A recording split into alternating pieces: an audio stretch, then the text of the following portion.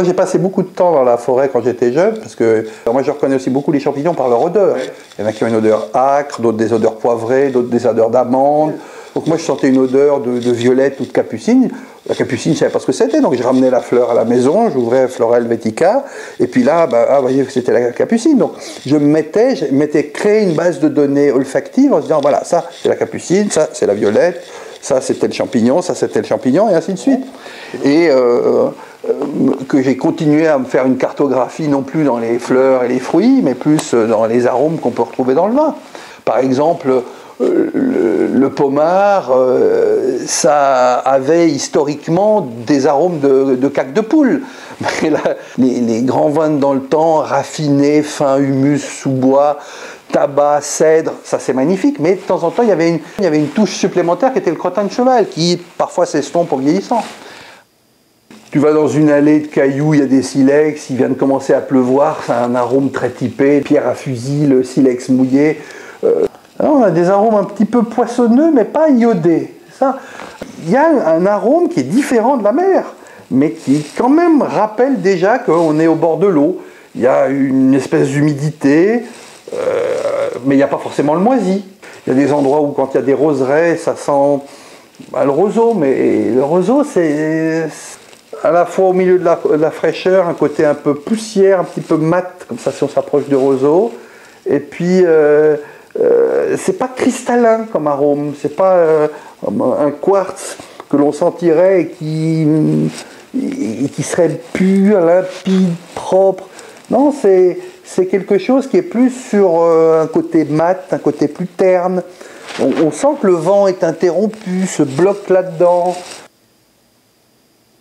Ah, elle a un côté plutôt vert, comme ça, plutôt... Mais j'aime pas les huîtres très très grasses. Si, en bouche, c'est sympa.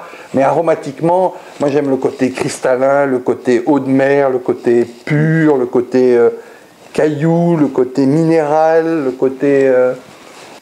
La truffe, alors la truffe blanche, c'est un côté très aillacé, la truffe blanche. Après, les truffes noires, ben voilà, elles ont toutes des arômes différentes.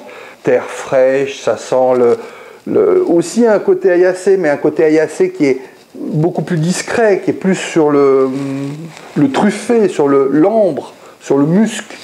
Oui, boîte à cigares, tabac, et en même temps aillacé. Alors que la truffe blanche, c'est plus sauvage, plus violent, c'est plus aillacé. Je suis souvent gêné parce qu'il y a trop d'arômes de fleurs. Puis il y a des fleurs qui me dérangent profondément. Le lilium, le lys, c'est pas une aromatique très séduisante. Peut-être parce que ça représente la mort quelque part inconsciemment. Et de tout ce qui est un peu avancé ou en décomposition. Moi j'aime ce qui est frais, naissant, jeune, le fruit. D'ailleurs, c'est assez intéressant. Quand moi j'étais jeune, j'aimais bien goûter les vieux vins pour voir leur évolution, leur aromatique. Alors que plus on vieillit, on aime plus les vins plus jeunes.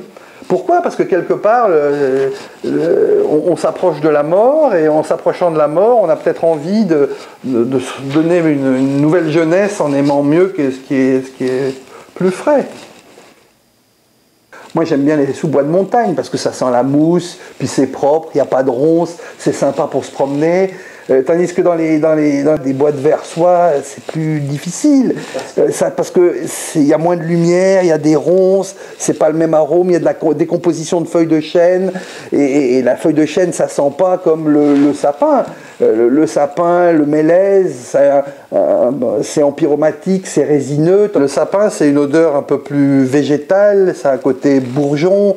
Alors, c'est pas dans le bourgeon de cassis, mais c'est dans le bourgeon de la sève, de ce côté plus vivant. Alors que le mélèze, c'est plus résineux, il y a un côté plus mat. D'ailleurs, ça va avec. Le sapin, c'est un arbre toujours vivant, il est toujours vert.